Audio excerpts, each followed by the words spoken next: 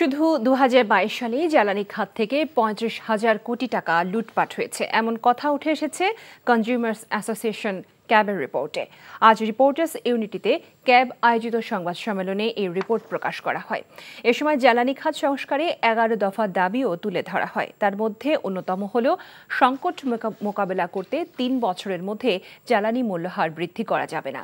জ্বালানি খাত সংস্কার কমিশন গঠন, সার্চ কমিটির মাধ্যমে বিইআরসি পুনর্গঠন, বিদ্যুৎ ও জ্বালানি খাত পরিচালনায় মন্ত্রণালয়ের কর্তৃত্বের অবসান ঘটানো। ক্যাবের কর্মকর্তারা বলেন, প্রতি বছর হাজার হাজার কোটি টাকা জ্বালানি খাত থেকে লুণ্ঠন হয়েছে। যারা জড়িত তাদেরকে জ্বালানি অপরাধী হিসেবে বিচারের আওতায় আনতে হবে। গত সরকার অলিগার্ক সৃষ্টি করে গেছে, তারা তাদেরই সদস্য, তারাই এই অলিগার্ক শ্রেণী।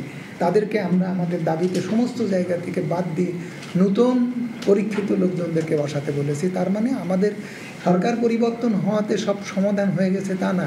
সরকার কখন কার হাতে জিম্মি হয়ে পড়বে তার কোনো নিশ্চয়তা নেই। এবং এই মূল্যহার নির্ধারণের ক্ষেত্রে বোঝা যাচ্ছে যে অলিগার্কদের হাতে সরকার জিম্মি।